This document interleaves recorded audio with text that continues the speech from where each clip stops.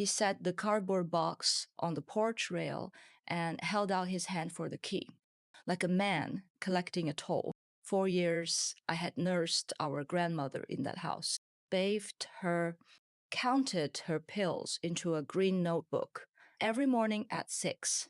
I never took $1 for any of it. Here is what my brother did not say while he stood there waiting for that key. The house had already stopped being hers. In February, her name was on the deed. By March, it belonged to him. Transferred on a document I had supposedly witnessed, signed in front of a notary, on a day I was 90 miles away, sitting beside our grandmother's hospital bed. Today, I trace ownership for a living. I find out who a thing really belongs to and who only pretended. I read deeds. I follow the paper back to the truth. Last spring, that house at 14 Caldwell Road crossed my desk. And for the first time in 7 years, I read the lie they had buried in the county records. And I made it cost them every cent in the open by the book. My name is Tessa Halloran. I am 34 years old. If you have ever been the one everybody leaned on and nobody thanked, the strong one who somehow got handed all the weight and none of the inheritance, stay with me. The most ordinary document in that county office was about to become the thing that gave me back my name. Before I go on, I want one thing from you. If your blood is already moving, tap like and subscribe and drop one word in the comments, the word strong. If you were ever the family member who was counted on for everything and counted as nothing, I read them. I answered them. Tell me where you are watching from and stay close, because the part you are waiting for is the part they never thought I could prove. Let me tell you about my family, because they did not look like villains. They looked like a church directory photo. We lived in Glenmar, North Carolina. Small town, 2 stoplights. Everybody's business known by Sunday. My mother, Carol, taught 4th grade for 26 years and was beloved for it. My father had passed when I was young. So it was Carol, my older brother Wade, and me. Wade was 4 years older. Wade was the one with the firm handshake and the easy laugh, the one who could talk a deacon out of his last 20. He sold cars over in Hickory and told everyone he was in management on paper. Nothing was wrong with us. But inside that family, there was a system, and the system had a job for me. I was the strong one. I learned that word the way other kids learn their address. Whenever something was hard, ugly, unpaid, or thankless, my mother would touch my shoulder and say it like a blessing and a sentence at the same time. You are the strong one, Tessa. Strong ones don't need thanks. And then there was the other line, the one she used every single time she took something. Money, time, a whole year of my life. She would smile and say, family doesn't keep score. Remember that line. It is the title of this whole story, and I am going to hand it back to her at the end. The person who actually saw me was our grandmother, Ruth. Everybody called her Miss Ruthie. She owned the little white house at 14 Caldwell Road, the one with the deep front porch and the brass key she kept on a red ribbon. When I was small, she would press that key into my palm and close my fingers over it and say, "This house knows you, baby. You don't ever knock." Ruth left her porch light on every night of her life. Burned out, replaced. Burned out, replaced. Her neighbor, Miss Adelaide Fry, kept a drawer of spare bulbs just for that light. A lit porch, Ruth said, told the world that somebody was still home and somebody was still waiting. Hold onto that light. We come back to it. In 2014, Ruth started forgetting the stove. Then she fell. The family had a meeting, by which I mean Carol and Wade decided, and I was informed. Wade had the kids and the dealership. My mother had her own health. So the strong one would move into the back bedroom at 14 Caldwell Road and take care of Ruth. No salary. No discussion. Family doesn't keep score. I was 23. I had just been accepted into a community college nursing program. I deferred it for 1 semester. You already know how that sentence ends. Here is what those 4 years actually were, because I need you to feel the weight, not just hear the word. I was up at 5:30, medications at 6, logged in that green spiral notebook in my own handwriting. Every dose, every date, because Ruth's doctor needed the record, and nobody else was keeping it. Breakfast, she could swallow. Bathing, which is harder and hollier than anyone tells you. Physical therapy exercises twice a day. Doctor visits in Hickory, 40 minutes each way, where I was the one who knew the medication list by heart, while my mother sat in the waiting room scrolling her phone. Nights, I slept with the door open, so I could hear if Ruth got up. For 4 years, I do not think I slept past 4 in the morning without waking. I did the arithmetic once, sitting at the kitchen table at 2 in the morning with that green notebook open. A home health aide in our county, billed $18 an hour. I was doing low and honest, 50 hours a week. 50 hours at $18 is $900 a week. $900 a week across 52 weeks is $46,800 a year. Across 4 years, that is $187,200 of care. I gave them a number with 6 figures in it, and they gave me a back bedroom and a nickname. And it was never only the labor. My mother would come by on the first of the month to check on Mama and leave with cash from Ruth's purse for groceries that never turned into groceries. Wade borrowed against Ruth twice that I knew of. A short term thing, a bridge for the dealership. When I asked once, gently, where the money went, my mother put her hand on my shoulder. You know, the line by now. Wade had also helped himself to $11,000 out of Ruth's savings in 2016 for a cash flow thing at the dealership. And that money never once flowed back. I knew because I was the one who balanced Ruth's checkbook. I logged that too in the green notebook in my own hand because somebody had to. There was a man once. His name was Theo. He worked the parts counter at a shop in Hickory. And for about 5 months in 2016, he was the only thing in my week that belonged to me. He used to bring 2 coffees to the hospital parking lot, no, to Ruth's driveway on Sunday mornings. So I could drink one outside in the cold air for 15 minutes while he sat inside with Ruth and let her beat him at gin, rummy. I told my mother about him exactly once. By the very next Sunday, she had scheduled a standing family lunch for Ruth at that same hour every single week, and she made it clear with a smile that a girl who would run off with a parts clerk while her grandmother needed her was not really the strong one. Now was she. Theo waited about 2 months. I have never blamed him. I have also never told another living soul that part until right now, telling you. I want you to understand why I am telling you about a parts clerk in the middle of a story about a forged deed. Because the math was never only hours and dollars. They took the single 15-minute window of my own life I had managed to carve out, and they took it on purpose. Smiling, because a person with nothing of her own is a person who will never leave. A person with no money, no career, no Sunday morning, and no Theo has nowhere to go. That was not an accident. That was the design. Remember that they built it on purpose. It matters enormously when you see what they were willing to do next. Here is the part I want you to sit with, because it is the part that almost broke me before any forgery did. Ruth knew. Ruth saw all of it. And in the spring of 2013, before the forgetting got bad, Ruth had her lawyer come out to the house. A woman named Estelle Quaid, 2 towns over. They sat at the kitchen table for an hour with the door shut.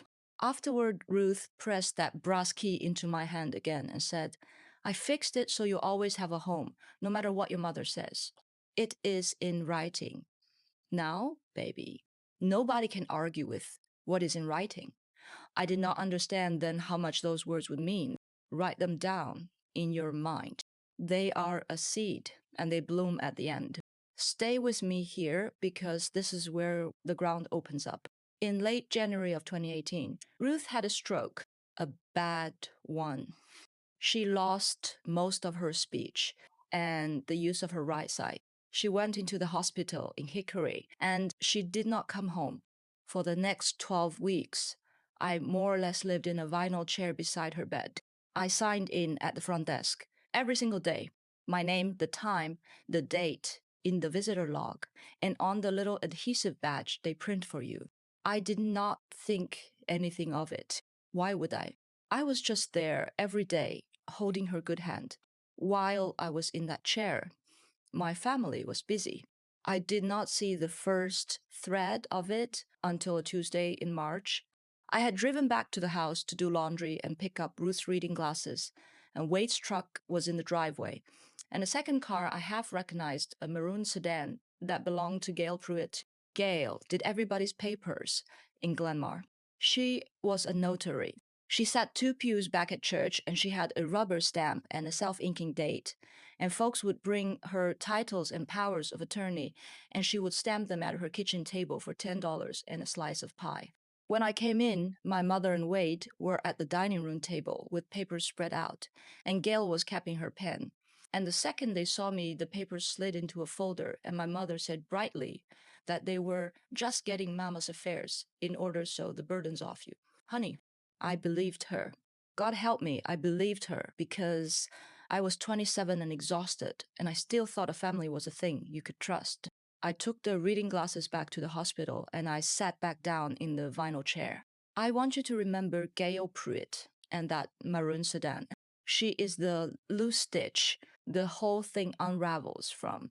Ruth died on the 22nd of April 2018.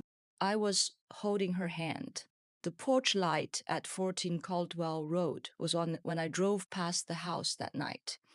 Because Miss Adelaide had gone over and turned it on, and I sat in my car at the curb and I did not cry, not yet. I told myself I would grieve after. The funeral was 4 days later. And the day after the funeral is the trigger.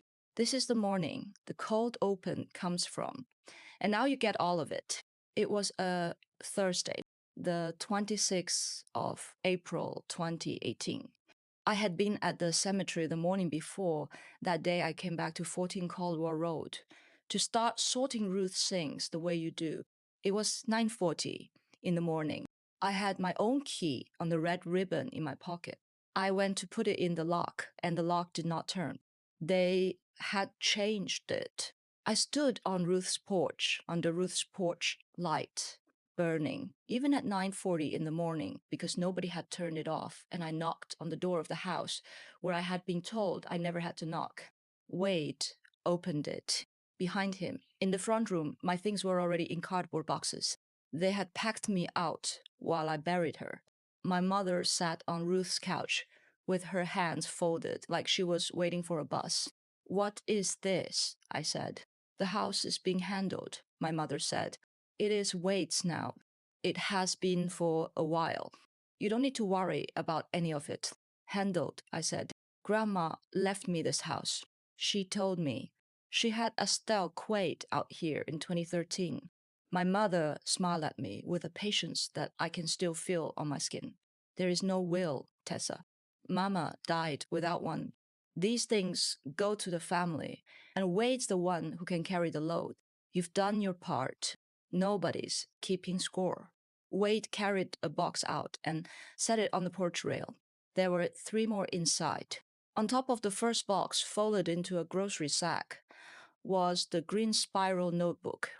4 years of medication logs and quiet arithmetic that they had thrown in with my clothes like trash. Wade held out his hand. Key, he said. It was 9:48 in the morning. I looked at the brass key on the red ribbon. I looked at my mother on Ruth's couch.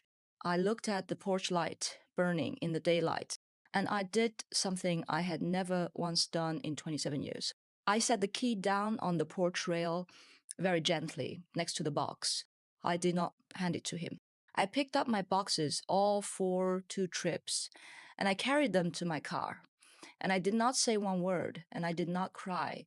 And I drove out of Glenmar with everything I owned and $41 in my checking account. For 7 years, they told the town a story that Tessa had a breakdown after Ruthie passed, that Tessa got strange, got selfish, walked off and abandoned the family. My mother is a beloved retired schoolteacher. People believed her. Of course, they did. What I did not know, what I would not know for 7 years, was that on the 9th of March 2018, 6 weeks before the funeral, while Ruth lay nonverbal in a hospital bed, and I sat in the vinyl chair beside her, a quitclaim deed was signed at Gail Pruitt's kitchen table transferring 14 Caldwell Road from Ruth Halloran to Wade Halloran, and that the deed carried two witness signatures. One of them was supposed to be mine. Let me pause and ask you something directly. Have you ever walked away from people who were supposed to love you, carrying nothing but a box and the certainty that everyone would believe their version instead of yours? If that is you, you already know the specific loneliness of being the honest one with no proof. Comment strong. If you have stood where I stood, hold on, because the proof was coming. It just took me 7 years to learn how to read it. I drove to Charlotte because it was the biggest city I could reach on the gas I had. I slept 3 nights in my car in a grocery store lot, then 9 nights on the couch of a woman named Renata I had gone to high school with, who asked me one question, "You safe?" And when I said I will be, handed me a blanket and did not push.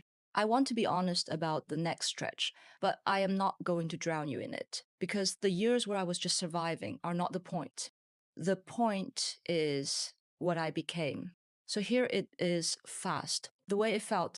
I got a job filing documents at a title company off of Treon. $11 an hour, sorting deeds and surveys into the right folders. I did not know it yet, but I had just walked into the one room on earth built to expose what my family had done. I rented a room from an older woman for $390 a month. I ate a lot of rice. At night, I took free online courses, the way I had once planned to take nursing classes, except this time nobody could defer them for me. Real property, title, examination, notary law. I learned how a deed is born and how it dies. I learned that the county remembers everything. And I met Sol. Sol Adair was the senior title examiner at that company. 60-some years old, reading glasses pushed up on his bald head, 40 years of other people's land in his memory. Sol did not coddle anybody. He saw me reading a treatise on my lunch break, and he started leaving documents on my desk with a sticky note, "What is wrong with this one?" Most days I found it. The days I did not, he made me find it. One afternoon I told Sol a little. Not the whole thing, just that I had family who had taken something from me and that everyone believed them over me, that I sometimes wondered if I had imagined how bad it was. Sol took off his glasses. He said, "The thing I have carried ever since, the thing I will hear in my head until I die. Memory is a liar, Tessa. Records aren't people who hurt you. They're counting on you to forget, and they're counting on everybody else to take their word. So you spend years thinking maybe you made it up. And then one day you learn how to read the paper they left behind, and you find out you didn't imagine a thing. The paper kept it for you the whole time. The paper kept it for you the whole time." I went home that night, and for the first time in years, I slept all the way to morning. Now, let me give you the climb fast, because you already know I survive. I want to spend the words on the part that matters. Filing clerk to title, examiner in 3 years. I passed the state exam. My name on a credential, the first one that had ever been only mine. From examiner, I moved into the part of the work I was built for. The part Sol said I had a nose for fraud. By 2023, I was a senior title fraud investigator. My whole job every day was looking at chains of ownership and finding the place where somebody had lied. Forged deeds, debt grantors who somehow signed, notaries who stamped what they never saw. I caught them for a living. I was good at it because I knew in my body exactly how it feels to be the person a forged document erases. There was one case in 2024 that I think about still. An elderly widow in Gastonia whose son had quietly deeded her home to himself while she was in a memory care facility, then tried to sell it out from under her. I found a defect in 20 minutes. A signature dated 3 weeks after her doctor had declared her incompetent. We stopped the sale. The widow never knew my name and never will. But I drove home that night and sat in my car in the lot, and I thought about a white house in Glenmar with a porch light on it. And I thought, for the first time in years, those words out loud. Somewhere there is a paper, and one day I am going to read it. I did not go looking for my family's deed. I want to be clear about that. A person in my job who goes hunting through the records for her own family has crossed the line and ruined her own case. I never crossed it. I just got very, very good at being ready for the day. The paper found me, and the paper, it turned out, was patient. I built a life so quiet it would bore you.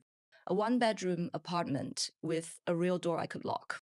$11,000 in savings by 2024. The first money that had ever been mine and stayed mine. Renata stayed my friend. Esso retired, and we still got coffee. I went to therapy on Thursdays. I did not call Glenma, and Glenma did not call me except once a year. Every 22nd of April, the day Ruth died, I lit a single candle on my windowsill and left it burning all night because somebody should keep a light on for her, and there was no one left at 14 Caldwell Road to do it. I thought that was the whole story. The strong one got out, got free, built something clean. I was wrong.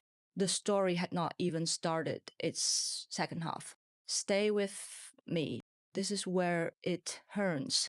On a Tuesday in March of 2025, the 11th, a date I will not forget, a new title order came into our queue. A residential resale.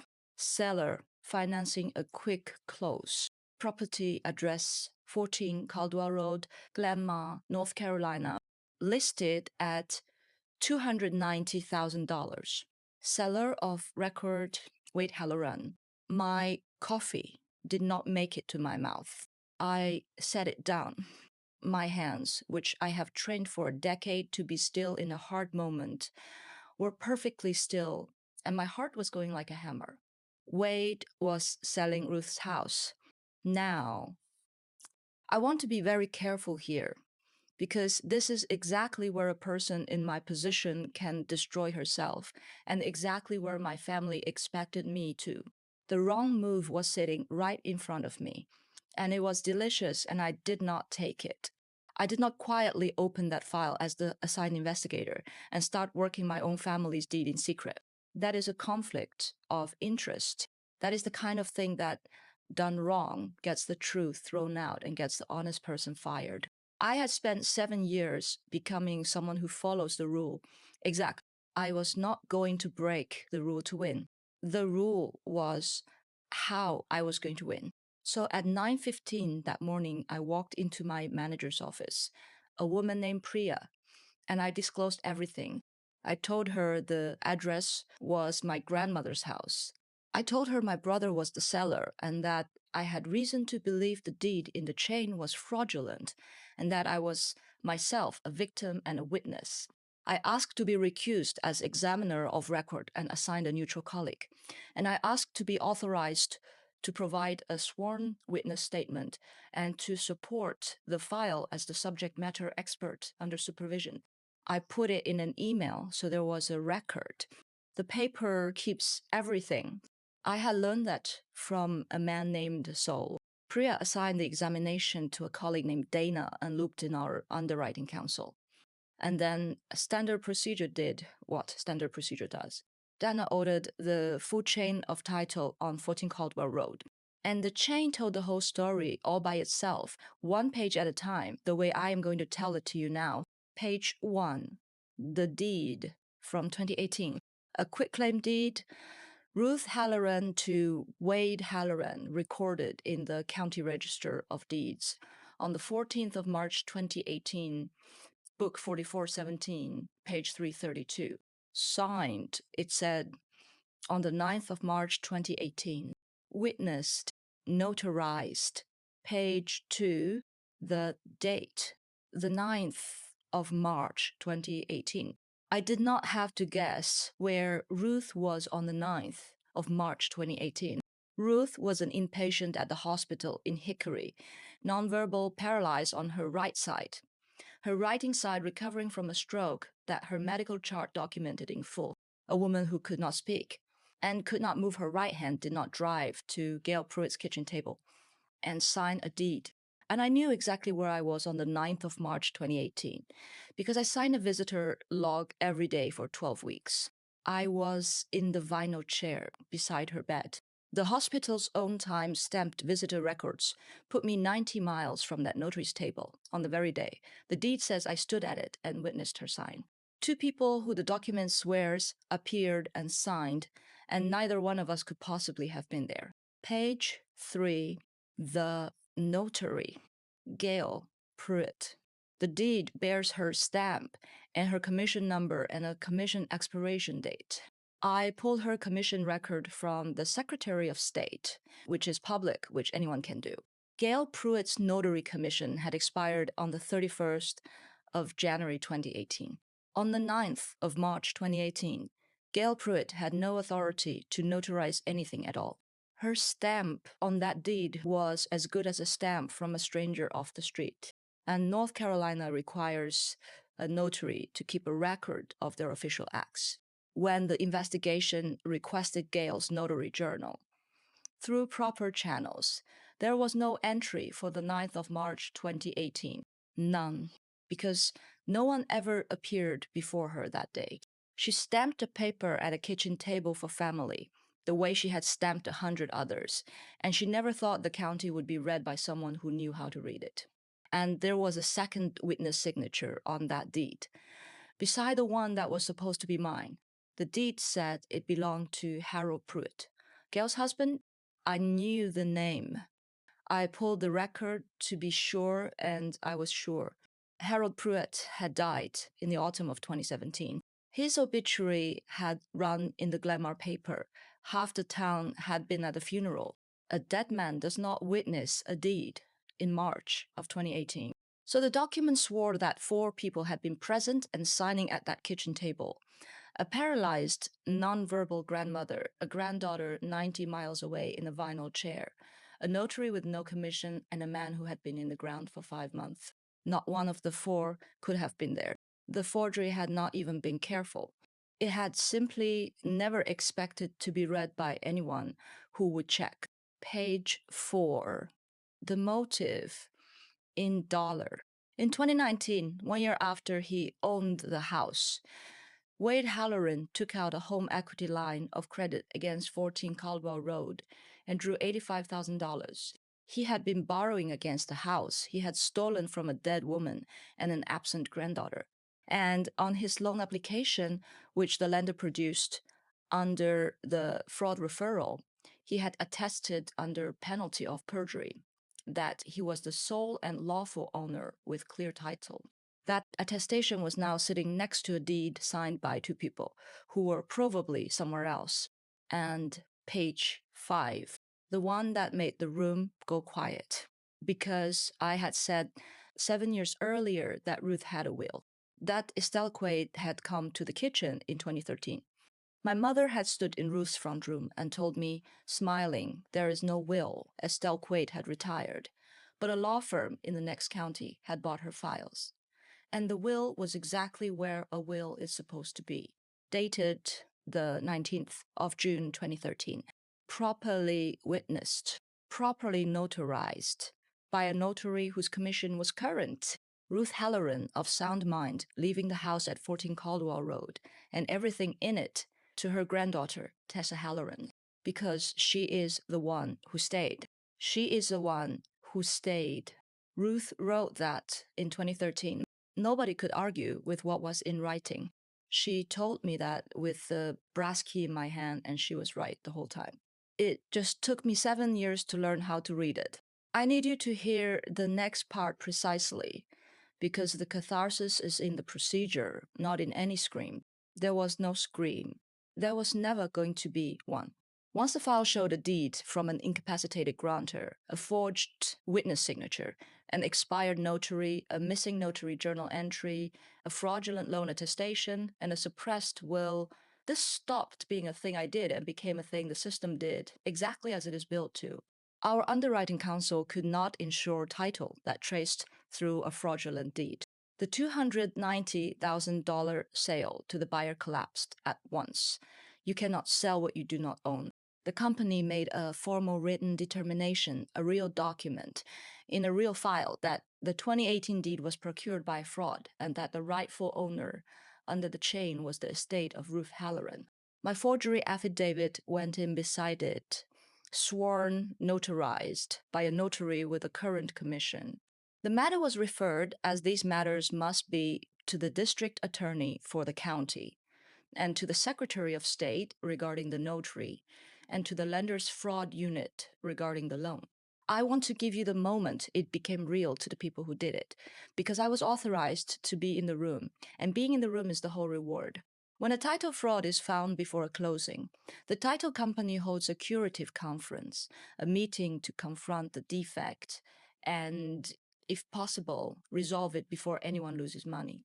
Wade, as the seller, was required to attend or lose the sale. He came to our Charlotte office on a Wednesday in April expecting to sign some routine paperwork and collect his check. He had no idea. I worked there 7 years, and it had never once occurred to my brother to wonder what had become of the strong one. He had never looked. He walked into the conference room with the firm handshake ready, and then he saw me sitting at the end of the table. And his face did a thing I will keep for the rest of my life. Benna sat to my left. Our counsel sat across. The line on the table was recorded, as our verification and curative calls always are. And Wade was told so out loud. The way the rule requires, North Carolina law lets you record a conversation you're part of. I did not trick him. I did not pretend to be anyone. I told him my name and my title, and I told him the call was recorded. And Wade, being Wade, talked anyway. I did not argue with him. I informed him. I had it numbered on a single page, and I read it the way you read a verdict. 1. The deed recorded on the 14th of March 2018 is dated the 9th of March 2018. 2. On that date, the grantor, Ruth Halloran, was a nonverbal inpatient recovering from a stroke, per HEA medical record. 3. On that date, the witness whose signature appears me was, per the hospital's time-stamped visitor log, at the grantor's bedside 90 miles away. 4. The notary's commission had expired on the 31st of January 2018, and her required journal contains no entry for the act. 5. The decedent's valid will, dated 2013, devise the property to a different person. 6. In 2019, the seller attested, under penalty of perjury, to ownership he did not hold, and drew $85,000 against it. Then I asked one question, for the record. Mr. Halloran, I gave him the courtesy of his own name. Did you appear before the notary with our grandmother on the 9th of March 2018 and witness her sign this deed? My brother, who had never once in his life believed the record could catch him, said it wasn't like that. Mama set it up. Gail did it as a favor. Grandma wanted me to have it. She couldn't sign by then. So it is family. It is not fraud. It is just how it got done. He said it on a recorded line with counsel present after being told the line was recorded. He confirmed in his own voice that the grantor could not sign and that the signing was arranged anyway. I did not raise my voice. I did not need to. I said, thank you. That is all I need. And I closed the folder. 7 years I had waited to close a folder like that. Wade started to come apart. Then the way people do when the floor they have stood on their whole lives turns out to be a forged page. He told me I was tearing the family apart. He told me he had kids. He told me Mama was old. He told me I had always been jealous, always been bitter, always thought I was better. And then, because some men cannot help it, he reached for the family slogan. Tessa, he said, family doesn't keep score. And there it was. The line my mother had used to take $100,000 of my life. I had been waiting 7 years to give it back, and I gave it to him quietly across that table while the line recorded every word. You are right, I said. Family doesn't keep score, but I am not your family in this room. I am the investigator, and keeping score is the entire job. The records kept the score for me, every date, every signature, every dollar. The whole time you thought I wasn't watching, I just learned how to read them. I did not cry. I want you to know that I held that line all the way through. The single time I cried in this whole story is still coming. And it is not in any room with any of them in it. Security walked, wait out, not roughly, just done. He looked back once from the elevator. My face was calm, not cruel, not gloating, just finished. When the door closed, the room was quiet for a moment. Then our underwriting counsel, a careful man who had read 10,000 files and was not easily moved, set down his pen and said, In 19 years, I have never watched someone work a conflict that clean. You disclosed before you touched it. You recused before you were asked. You built it on records, not on rage. Most people in your chair would have opened that file in the dark and handed a guilty man a defense. You handed him a verdict instead. Priya, my manager, did not say anything. She just nodded once, the way you nod at someone who has carried a thing a long way and finally set it down in the right place. I did not cry. I held the line. But I will tell you that being believed on the record by people who had no reason to flatter me after 7 years of a whole town believing the other story, that landed somewhere very deep. And it is still warm there. Now I have to tell you what it cost them in flat plain facts, because cold does not mean quiet, and a verdict has to land. The deed was voided by court order and the fraud noted in the county record itself, so that 14 Caldwell Road now carries in the public chain forever the truth of what was done to it. The property returned to Ruth's estate, and Ruth's 2013 will did exactly what Ruth wrote it to do. The house came to me because she is the one who stayed. The $85,000 home equity did not vanish into a stolen house. It followed the man who actually signed for it.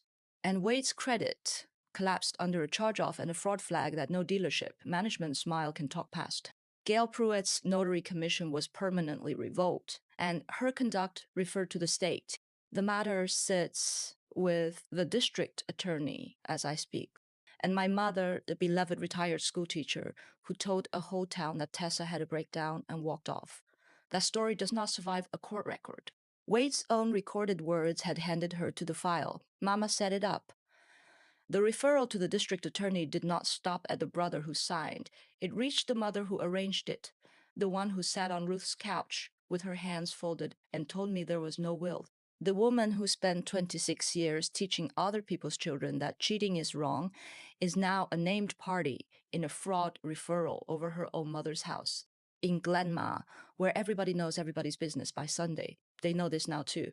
There is a particular silence that falls over a small church when the strong, sweet, beloved version of a person stops being the version on file. I am told it is very quiet in that pew. Then came the part where the system that built its life on taking from me tried. One more time to take, they escalated the way they always did when the strong one finally said no. Wade called 9 times in 2 days. My mother left a voicemail that I have saved and never returned. Tessa, this is your mother. What you've done to your brother is unforgivable. He has children. You've humiliated this family over a house. After everything we did for you, call me back and fix this. Be the bigger person. Not one word in it was an apology. Then an email subject line, how could you? Telling me I used to be such a sweet girl. That grief had made me cruel. That family doesn't keep score. I read it once. I forwarded it to my lawyer.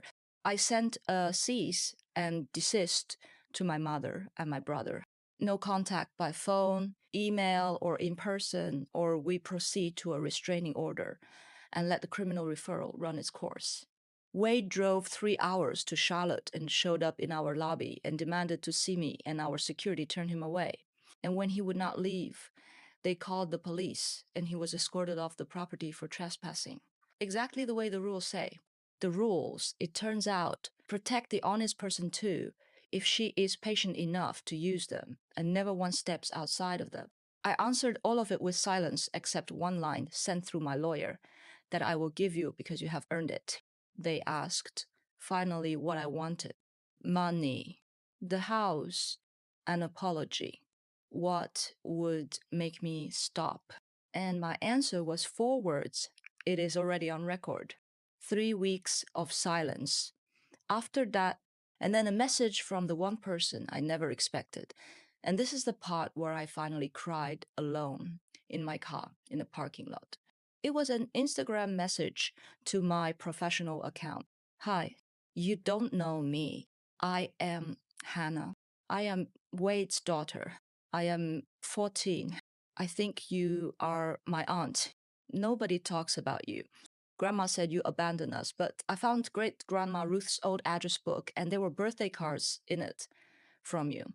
To me, when I was little, 7 of them. I don't think someone who abandoned us sent 7 birthday cards. I found you because my dad's been crying and my grandma's been screaming, and I wanted to know the real story from someone who isn't either of them. Also, there is a house. Grandma calls it the Bell House. There is a porch with a light on it. My dad changed the locks once, but Miss Adelaide next door still goes over and changes the bulb. She said somebody should keep a light on for Miss Ruthie. Was that you, the person the light was for? Because Miss Adelaide cried when she said your name. I sat in my car for 20 minutes and I let myself cry. Finally, for the first time in 7 years, for Ruth and for the girl, I was in that vinyl chair. And for a 14-year-old I had never met, who had gone looking for the truth and found it in 7 birthday cards. Then I wiped my face and I wrote her back carefully. I told her I was her aunt and I was glad she reached out and that she was brave to want the real story. I did not say a single cruel word about her father or her grandmother. I told her that when she was older, if she ever needed someone in her corner about school, about life, about anything, she could message me and I would always answer. I did not give her my phone number. I did not promise more than I could keep. I kept it to one open door and I left it open. She wrote back 2 words. Okay, thanks. A month later, she sent one more. I made honor roll. I wanted to tell someone who'd actually be glad. And I was glad. That is the one thread I pulled out of the wreckage hole. And it is worth more to me than the house. It is the 22nd of April now, the anniversary, and I am not in Charlotte. I am standing on the deep front porch at 14 Caldwell Road, which is mine in writing, with the right name on the deed at last. Miss Adelaide Fry is 91, and she came across the yard with her drawer of spare bulbs, and we changed the porch light together, even though it was working fine because some rituals are not about the bulb. The brass key is on its red ribbon in my pocket. I never did hand it to Wade. I set it down on a porch rail 7 years ago, and the law has spent 7 years agreeing that it was always mine to set down. I am not going to tell you I got my family back, because I did not, and I would not lie to you now. My mother and I do not speak. Wade is facing what Wade earned. That is not a reunion, and I am not pretending it is one. What I got is smaller and truer than a reunion. I got my name back off a forged page and onto a true one. I got Ruth's last wish, honored the way she wrote it. I got a 14-year-old who decided the records told a truer story than the grown-ups did. And I got to stand on this porch and turn on this light myself. For 7 years, I thought the worst thing about being the strong one was that nobody kept score of what I gave. I had it backwards. The county kept score the whole time. Every date, every signature, every dollar. Ruth knew it in 2013 when she put it in writing. Saul knew it when he told me the paper keeps everything. They were counting on me to forget. They forgot that the records never do. If you have ever been told you imagined it, that you were too sensitive, too bitter, too dramatic about what was done to you, I want you to hear me. Memory is a liar, and they will use that against you. But somewhere there is paper, a date, a record, a truth that outlived their version. Learn to read it. And if this story moved you, if you have ever set a key down on a rail and walked away with nothing but a box and the truth, share it. Somebody in your life is standing on a porch right now, deciding, subscribe if you want more of these real people, real records, real freedom. And remember what Ruth knew before any of us. Nobody can argue with what is in writing. Ruth always said a lit porch means somebody is still home and somebody is still waiting.